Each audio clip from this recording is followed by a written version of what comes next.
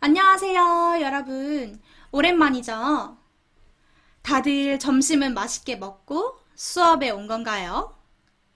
꼭꼭 밥을 먹어야 수업할 때도 힘들지 않고 열심히 할 수 있답니다. 점심 먹고 나서 하는 국어 수업이라 조금 졸릴 수도 있겠지만 우리 모두 열심히 수업해 보도록 합시다. 우선 오늘 다 왔는지 한번 확인해 볼까요? 민지, 은정이, 5반 24명 모두 다 출석해 주었네요. 아주 보기 좋아요. 그럼 독서 토론 수업에 들어가기에 앞서서 우리 오늘 목차를 한번 확인해 보고 가도록 할게요. 보다시피 먼저 저번 수업 때 배운 거를 복습하고 오늘 수업을 진행하도록 할 거예요. 그리고 마지막에는 간단한 퀴즈를 진행할 테니까 열심히 수업을 들어야겠죠.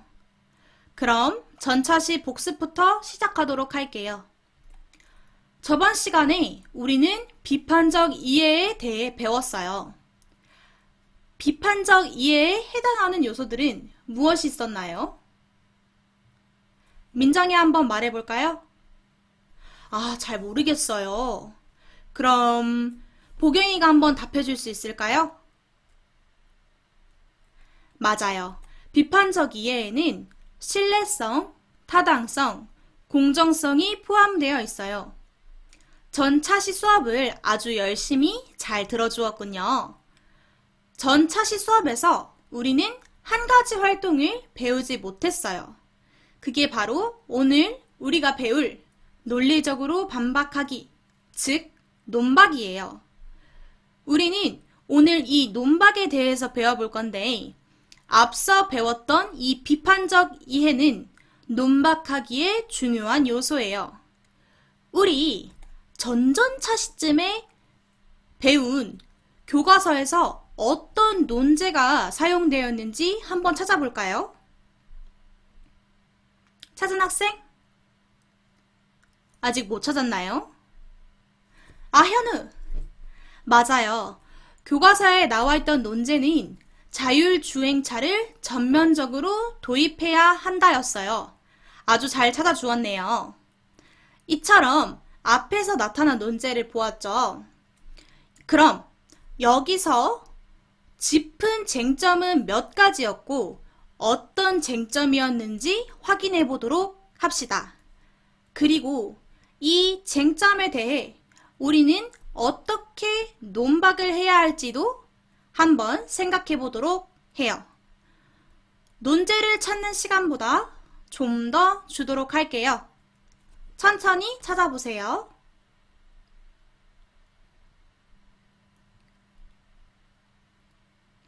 유은이 한번 말해볼까요? 맞아요. 쟁점은 총 2가지였어요. 각각의 쟁점은 자율주행차는 안전한가, 자율주행차는 사람에게 이익이 되는가 였어요. 쟁점에 대해 되게 잘 알아보았군요. 대신에 논박이 어떻게 진행되는지 잘 기억이 안 나서 혹은 잘 몰라서 조금 어려웠죠. 이 어려운 논박은 과연 무엇이고 어떻게 진행되는지 알아보도록 할게요. 먼저 알아보기 위해 우리는 논박에 대한 활동을 2가지 정도 오늘 진행을 해볼 건데요. 이 활동에 앞서 논박이란 무엇인지 알아보기 전에 오늘의 학습 목표를 한번 읽어볼까요?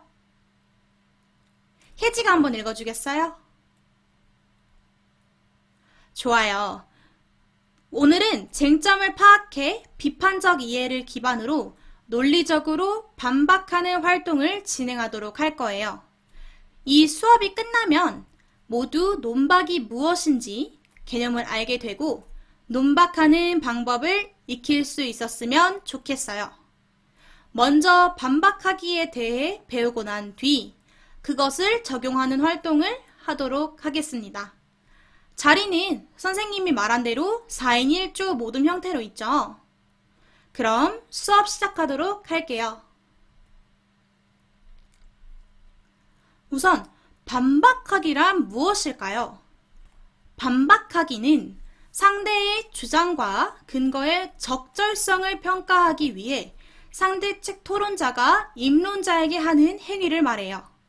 상대방의 주장과 근거의 신뢰성, 타당성, 공정성 등을 비판적으로 분석하여 논리적 허점 및 오류에 대해 근거를 들어 말하는 것을 의미해요. 그럼 이러한 반박하기는 어떻게 하는 건가요? 반박하는 방법은 주장과 근거를 정리하여 둘 사이의 연관성, 근거에서 주장을 이끌어낼 때 오류가 있는지, 다른 정보가 있는지를 확인하여 논리적 허점을 찾아 말하는 것을 의미해요. 여기서 이해가 안 가는 부분이 있었나요? 신뢰성이랑 타당성, 이 공정성이 무엇이었는지 기억이 안 나요. 지금 교과서 104쪽을 보면은 문제 옆에 날개로 신뢰성, 타당성, 공정성이 적혀져 있죠. 그거에 대한 의미가. 잘 기억이 나지 않는 친구들은 여기를 보면서 참고해서 방금 배운 이 반박하기랑 반박하는 방법, 이를 바탕으로 교과서에 실려있는 쟁점을 확인하고 반박하기를 실제로 진행해 보도록 할게요. 활동하는 시간은 넉넉히 줄 테니까 너무 부담스러워하지 않아도 돼요.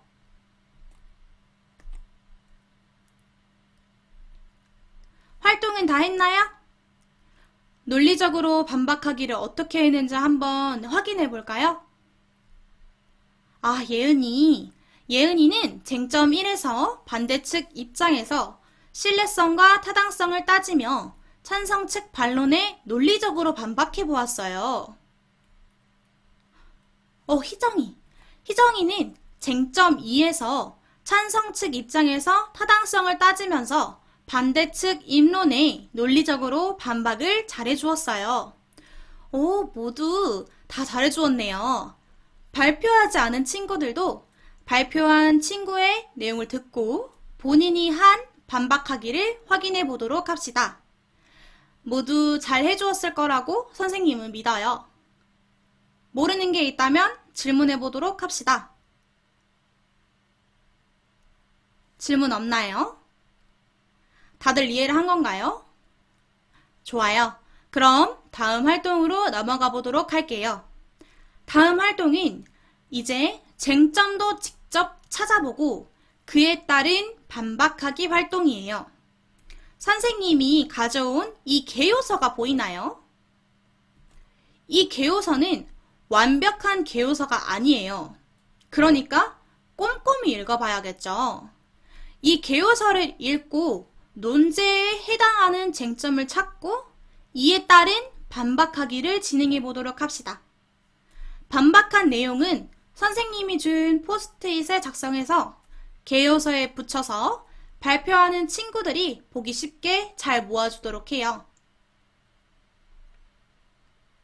그럼 활동 시작하도록 하겠습니다.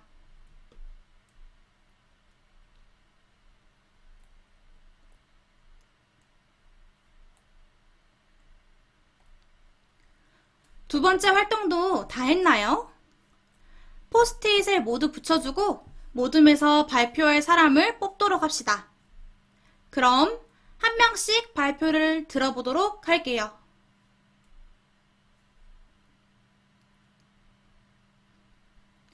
다 발표를 들어보았는데요. 모든 모둠이 쟁점을 되게 잘 찾아주었어요. 첫 번째 쟁점은 어려움을 이겨내면 강해진다.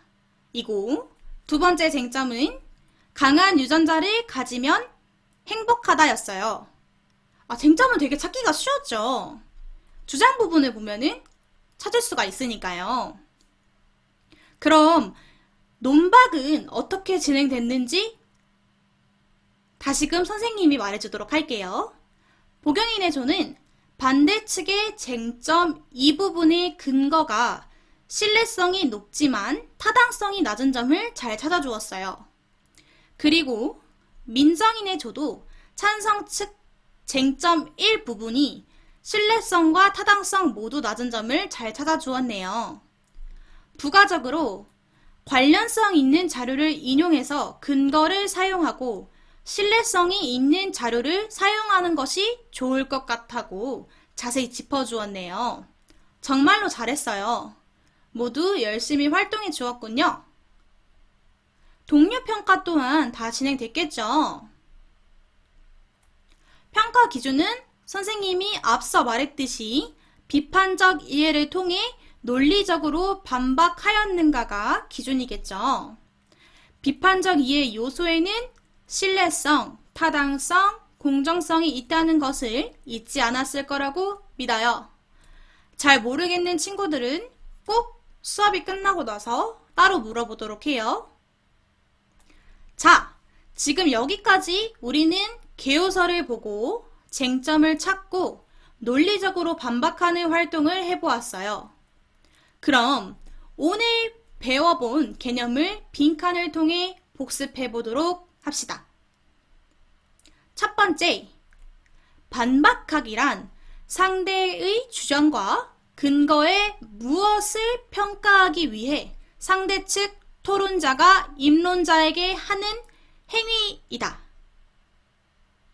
현지, 빈칸에 무엇이 들어갈지 한번 말해볼까요? 맞아요. 적절성이에요. 두 번째, 반박하기는 상대방의 주장과 근거에 무엇 등을 비판적으로 분석하여 논리적 허점 및 오류에 대해 근거를 들어 말하는 것을 의미한다. 여기서 무엇 이 세 가지 빈칸에 들어갈 말은 무엇일까요? 희정이 한번 말해볼래요? 하나를 모르겠어요. 이걸 보면은 첫 번째는 신뢰성, 두 번째는 타당성, 그리고 희정이가 말하지 못한 마지막은 무엇이냐? 공정성이었답니다. 자, 이제 마지막 문제예요. 반박하는 방법은 주장과 근거를 정리하여 둘 사이에 근거에서 주장을 이끌어낼 때 무엇이 있는지, 다른 정보가 있는지를 확인하여 무엇을 찾아 말한다. 이게 조금 어렵죠? 혹시 자원해볼 친구가 있을까요? 아니면 선생님이 고르도록 할게요. 오, 현진이. 맞았어요. 반박하는 방법은 주장과 근거를 정리하여 둘 사이의 연관성, 근거에서 주장을 이끌어낼 때 오류가 있는지, 다른 정보가 있는지를 확인하여 논리적 허점을 찾아 말하는 것이에요. 상당수의 친구들이 모두 형사평가에서 잘 맞춰주었어요. 하지만 이번에 개념을 잘 학습하지 못한 친구들도 걱정하지 마세요. 오늘 하루 활동도 충분히 잘했고, 그리고 오늘 제대로 학습하지 못한 친구들을 위해, 또한 학습한 친구들은 복습을 위해 과제를 내도록 할 거예요. 논제 두 가지를 생각하여 그에 해당하는 쟁점을 찾고 반박해오는 것이에요. 논제는 자유롭게 설정해도 괜찮아요. 인터넷에 검색해서 찾는 게 선생님이 말하는 팁이랍니다. 물론 이 과제는 시험 점수에 포함되지 않지만 나중에 있을 중간고사를 위해서 미리미리 과제를 해두면 중간고사를 볼 때 도움이 되겠죠. 선생님은 여러분들을 믿어요. 와, 이제 오늘 수업이 벌써 다 끝나가고 있어요. 다음 첫 시에는 오늘 배운 이 내용들을 바탕으로 선생님이 작성했던 것처럼 직접 개요서를 작성하도록 할 거예요. 물론 근거는 오늘 보여준 예시와 다르게 논리적으로 작성해야겠죠. 개요서를 모둠으로 작성할 테니 오늘 활동처럼 수업이 시작하기 전에 모든 형태로 앉아있도록 해요. 앞서 배웠던 책 기억하죠? 그 책처럼 토론하고 싶은 주제가 담겨져 있는 책을 가져와서 계획을 짠 뒤에 개요서를 작성하도록 할 거예요. 그럼 이 수업 전까지 책을 어느 정도 읽어와야겠죠, 가볍게. 그럼 모둠에서 읽고 싶은 책을 선정한 뒤에 독서 계획을 세울 책을 가져오도록 합시다. 다음 수업 차시에서 우리는 그 책을 읽고 개요서를 작성하는 시간을 갖도록 할 거예요. 여기서 또 궁금한 점 있나요? 네, 책 보는 시간은 수업 시간 내에 포함되어 있으니까 가볍게, 그러니까 이 책이 무엇인지 가볍게 아는 정도로만 읽어오면 될 것 같아요. 또 질문 있나요? 없죠? 오늘 수업 점심 먹고 듣느라 많이 졸렸을 텐데 너무 고생했고 모두 수고했어요. 숙제는 잊지 말고 꼭 해오고 다음 수업 시간에 만나도록 합시다. 모두 수고했어요. 안녕!